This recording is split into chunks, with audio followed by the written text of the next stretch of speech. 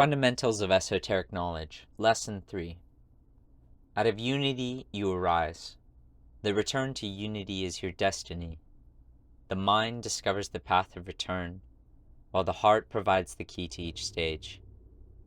Dear friend, creation, the microcosm, man. Begin with the study of Figure 1 on page 13 and keep it in sight for the remainder of this lesson. If you consider his structure as a whole, man, the microcosm or the little cosmos, is an image of the universe. Therefore, he carries in himself all the various energies which are the foundation of the macrocosm or great cosmos. This is how we should understand Hermes Trismegistus's words in the Emerald Tablet. That which is below equals that which is above, and that which is above equals that which is below, to perpetrate the miracle of the one thing. We're going to examine the energies we described earlier, but this time we shall concentrate on the relations to and actions at various levels of man's consciousness. Man's higher levels. During the manifestation of the primary energy, and while it is still unitary in essence, myriads of focal points appear, level 1. To get an idea of the process, just examine how crystals form in a saturated solution, and how a great number of shining points appear in the sunlight. This analogy is very inadequate because there is neither time nor space at the level of the unitary essence, and man's temporal brain cannot access the reality of creation at this stage. The focal points which appear in the primordial energy have to undergo a preparation before they're ready to become man's seed consciousness. This preparation occurs in 3 cycles. A mineral involution evolution, which creates a mineral consciousness. A vegetable involution evolution, which creates a plant consciousness. An animal involution evolution, which creates an animal consciousness, at the end of which man's privilege, self-consciousness, appears. After a 4th cycle, universal consciousness appears. It is the path of reintegration. Therefore, each of the focal points represents a potential man, and each one of us on this earth carries in himself the original point of his being. This point is the absolute androgynous man. It is the first level of the 10 levels. We previously mentioned that energy densifies in 10 levels or 10 stages of consciousness and density. It occurs in the same way in each focal point of a potential being. At the 2nd level, the division occurs inside. It does not manifest. Man still belongs to the domain of eternity, but he now carries in him the future duality which will result in the appearance of the sexes. At the 3rd level, which still belongs to the domain of eternity, duality is still potential, but a new element appears, which is the potentiality of form. These 3 levels are the levels of the universal man, the first Adam of the Garden of Eden. That is, man's state before his voluntary involution. At these levels, the being is always androgynous. Adam and Eve are only potential. The universal femininity and masculinity are not yet manifest. This androgynous state is always present in each of us, and is the sole part of our being which will remain till the end of time. Our necessary involution and evolution will, in a sense, form a matrix for and liberate this part of ourselves. The 3 highest levels in man represent the presence called the Divine Trinity by exoteric religions. Man is a God who voluntarily fell from grace to forge alone his being and his freedom. All lower levels belong to the various domains of space and time. Time is a creation of Saturn, and as we mentioned in Lesson 2, Figure 1, Saturn devours his children. All that which issues from time has a beginning and an end. All that which proceeds from eternity is. Man's lower levels. A prodigious barrier separates level 3 from level 4. This is the genuine descent into hell. Man leaves eternity for space-time. He leaves the Garden of Eden, 2nd Adam, Adam and Eve. Here and now, duality manifests in every domain: space, time, matter. In the previous lesson, we attempted to explain the densification of the space-time duality. As soon as man enters duality, he loses the androgynous state. The separation of the sexes takes place, but it occurs progressively, as does space-time. There is a densification of the separation of the sexes, not only in man, but in all things, which corresponds to the densification of matter and time. Alchemists thus consider the existence of the three male metals, the red metals, iron, copper, and gold, and the three female metals, silver, lead, and tin. Only mercury, which is a liquid metal, is considered androgynous. Therefore, the two polarities exist at all levels of the manifest. The focal point, or man's consciousness, continues its involution into matter and descends one by one the steps of Jacob's ladder. We explained in lesson number 2 that each level is coherent. That is to say that the densities matter, energy, man remain harmonious, and that conscious life is possible for man of earth at each level.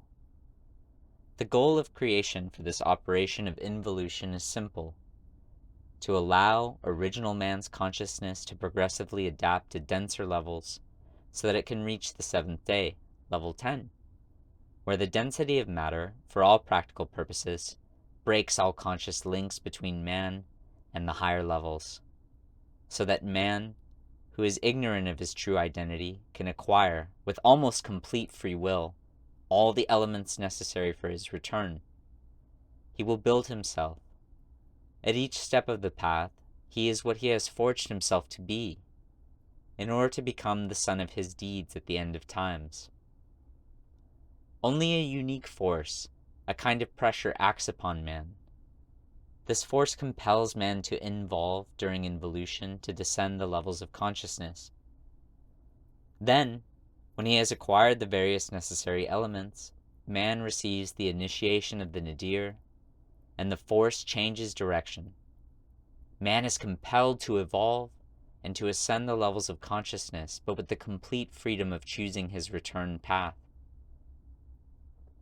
A genuine initiation is a modification of man's inner structure, ensuring that the contact between the various levels of consciousness is re-established. In the case of the initiation of the nadir, which can only take place when man has attained the lowest level of involution, its effect is not to re-establish the link between the various levels of consciousness, but to reverse the relationship among man's inner forces. Man's consciousness in the various levels. There is a last important point that should be brought up concerning the structure of the levels among themselves. At this highest level, man of eternity, who started his involution from level 1, returns to level 1 after his evolution. His state of consciousness is then a consciousness of the totality of the universe, but unitary. At level 10, man is already closer to realized man because his consciousness in our world is also unitary. As above, so below. It is not the case in the intermediary levels where consciousness is specifically not unitary. At levels 7, 8, and 9, which constitute what occultists call the lunar astral world, man's consciousness simultaneously includes the three levels. Man lives in a triple space-time because this world contains 3 days of creation. It is the same for levels 4, 5, and 6, which constitute the solar astral world. It is necessary to meditate on the lunar astral and solar astral worlds in order to be able to interpret the experiences of conscious contact on the one hand, and fleeting images or perceptions on the other hand. Only when you have reached the highest levels of consciousness in the lunar or solar world does your consciousness simultaneously include the 3 inner worlds. The planet's influence on man. In addition, the various levels of density have been assigned to planets and corresponding organs of the human body. Knowing these correspondences is of importance for a practical application of esotericism. Levels, planets, organs. 3. Saturn, left nostril. 4. Jupiter, mouth. 5. Mars, right ear. 6. Sun, right nostril. 7. Venus, left eye. 8. Mercury, left ear. 9. Moon, right eye. 10. Earth, whole body. In order to understand the planet's influence upon man, it is first necessary to reverse the current scientific concepts according to which life proceeds from matter. Every esoteric adept is progressively and eventually led to the following concept. First, there is the being. The being creates consciousness for his evolutionary needs. Consciousness creates life. Life creates matter in order to possess the appropriate support and matrix for its activities and realization. A second concept should be considered. The universe is a gigantic man. Our galaxy is a living being with the 10 levels of consciousness, and in a similar way but at a lower level, so is our solar system. The organization, or rather, the physical manifestation of the solar being, is different from that of man, but you can find there the same 10 levels of consciousness. Each planet exists because it is the material, concrete form of a level of consciousness at the focal point of its energy. The levels are equivalent in man and in the solar being. Therefore, there is a harmonious link between them and a reciprocal action of one upon the other. Each planet has a twofold aspect which corresponds to the duality of its level. The cosmic wind. When primary energy leaves eternity for space-time, it takes on a double, active and passive aspect, but separates into several types of energy. As the white light of the sun splits into beams of colored light when it passes through a prism, so does the energy crossing the abyss split into 7 colors, into 7 different aspects, each of which has a double, active and passive polarity. Each of these colors of energies is in tune with a planetary genius, a second cause, and a planet, and forms one of the consciousness levels of the manifest world. A new aspect of this energy appears simultaneously, which activates the drive for involution and evolution. It is a kind of pressure of being, as previously mentioned, or a cosmic wind.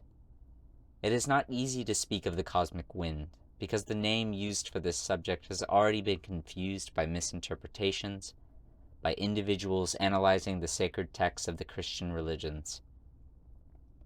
Before he crosses the veil of the abyss, while he still belongs to the domain of eternity, man is called Elohim, and his structure is tuned to the unspeakable Hebrew word that is the 4 letters of the Tetragrammaton, Yod-He Vav-He. Hebrew is read from right to left. The study of this name is interesting. We have the letter Yod, which represents the universal active principle, and the set, He Vav He, which represents the universal passive principle. The double occurrence of He symbolizes the preponderance of the passive aspect in the being during the descent. Vav can be considered a symbol of knowledge, both in the form of temptation of knowledge, or in the form of acquired knowledge. When the abyss is being crossed, as we saw, Yod is separated from He Vav He. Adam and Eve separate from the androgynous being. Thus, androgynous man carries in himself the double, male and female, passive and active aspect, but in the form of duality, whereas before the abyss was crossed, the whole was unitary and undivided. Now the cosmic wind is going to influence man by urging him, in his dual or double aspect, to journey through matter. The involutionary force, Satan, influences the principle He Vav He, and therefore constrains man to descend into matter, one step at a time, until he is covered with the skins of beasts, that is, incarnated in the material human body of earth. The whole biblical narrative about the serpent, Adam and Eve, is an allegory of this descent into the material world. The snake is the symbol of the power of the cosmic wind during both involution and evolution. When man has descended all the way down to level 10, the world we live in, He experiences a sequence of incarnations until he acquires the adequate mental structure for him to grow. Then, he receives from the invisible the initiation of the nadir. At that moment, the principle yod of the duality becomes dominant and will dominate for the duration of the evolution. The principle he vav he, which used to dominate the principle yod during involution. For man, who receives the initiation of the nadir, the return journey toward the eternity has begun. The Satan aspect no longer has a hold on him. Now the Lucifer aspect dominates. Do not forget that Lucifer is the light bearer. The light which is carried by this aspect of the cosmic wind will bring the enlightenment needed for the return journey. Now the temptation of light replaces the temptation of darkness, the temptation of matter. Satan and Lucifer are not individual beings, but they are the resultants of the influence of the cosmic wind appropriate to man's state. When passive is stronger, the action of the wind is Satan, involution, that is, the descent into the darkness of matter. When active is stronger, the action of the cosmic wind is then Lucifer evolution, that is, the return to the eternal light. Another double aspect of the cosmic wind is good and evil. During involution, good is that which provokes things toward the descent, evil that which makes them ascend. During evolution, good is that which helps ascend, and evil that which hinders, in particular, attachment to the leaden weight of matter. In fact, it is good to meditate on Saturn's lead level 3, and on the presence of the same symbol in the junction, allowing one to pass the veil of birth and death. Note, concerning the following terms, active, passive, positive, negative, and descent or fall, confusion should be avoided. In fact, these words have become loaded with unconscious meaning as time has passed, and consequently have been unconsciously confused with the notions of good and evil. However, in nature, this is not the case. The positive is the acting energy, the negative is the energy constituting the element which is acted upon. One is necessary for the other. If one is missing, action is impossible. In the case of the double laws, the positive aspect of the law provokes the ascent, the densification, but it can only occur if densification has been previously accomplished. The descent or densification takes place when the passive or negative aspect has priority. The ascent or de-densification occurs if the active or positive aspect of energy has priority. Energy is neither good nor evil. It is. The previous lesson, and this one which completes it, are the hardest to grasp in the entire class of fundamentals of esoteric knowledge. We recommend that you study them frequently until you can easily achieve an inner resonance with the ideas. Oratory work. Always follow the rules of lesson number 1. Proposed exercise, meditation on Saturn. Start with the mirror exercise from lesson 2. Close your eyes as soon as you reach the black, or just before you become submerged by the cold, if such is the case.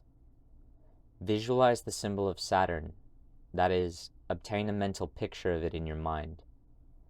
As soon as you successfully visualize it, do not think of anything.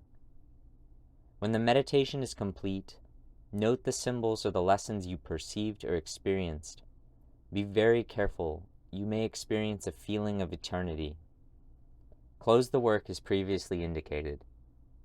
This exercise is for those who successfully completed the checkerboard exercise and the mirror exercise. It is for those only. Make haste, but slowly. Note, meditation is a passive action. We are being meditated. The active aspect corresponds to the work of visualization. The passive aspect corresponds to the stage where we no longer think. This state of passivity should be maintained so you can hear the answer. Especially at first, the answer is weak, and the smallest residual or parasitic mental activity can drown it out. A progressive but complete mental silence is necessary. Try to do as the fisherman does. The fisherman throws in the bait and waits until the fish bites. How to use the notebook, Lesson 1. Write down your night experiences in the oratory regularly. Before you go to bed, examine the notebook. On Monday night, for example, study the night or oratory experiences of the previous Monday night and that of the previous Mondays. Particularly focus on the Monday 4 weeks earlier. Thus, fix in your memory what happened sensibly at the same lunar phase as the one you find yourself in. For the oratory, review the experiments which followed the work proposed. With time and improvements, you can practice the same exercise on the same day of the week. It is best to do so. Ora et labora. Appendix and figure. Appendix, the zero and the infinite, article from the little philosopher. Figure number 1, man and the universe. Appendix number 1, the zero and the infinite, article from the little philosopher. When one is on the mystical path, the belief that man's existence is limited to a single passage on earth does not seem logic nor rational. As soon as intuition, inner experience, or a kind of mental pressure leads us to conceive of man as an evolving being, the only coherent explanation of existence seems to be that man begins at zero and moves towards the infinite.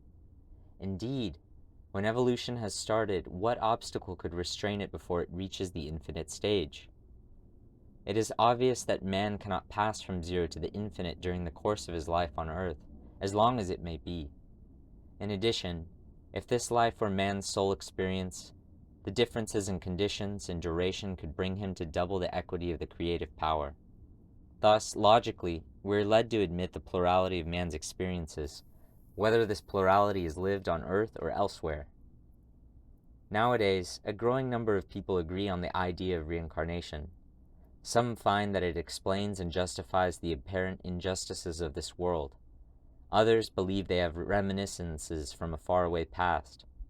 But our position as practitioners of experimental mysticism somewhat differs from all that is generally said on the subject.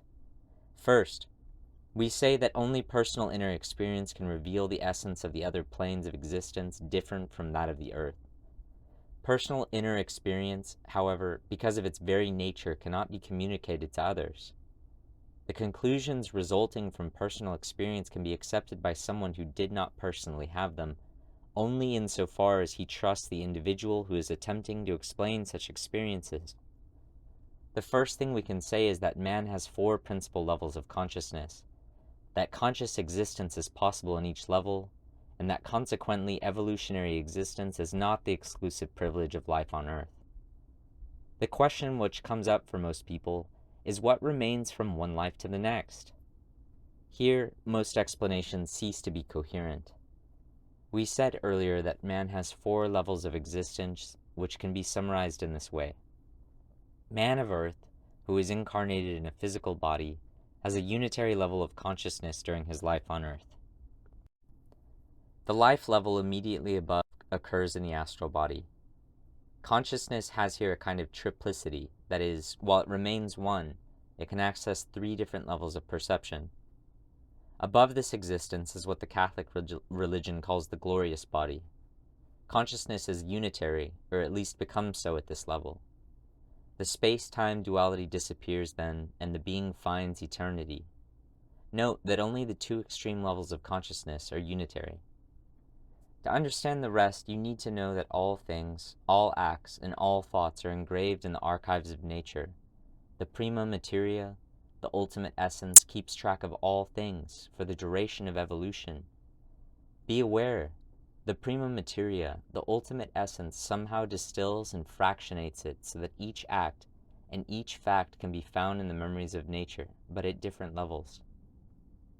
The consciousness of Earth can access level 10 under certain conditions.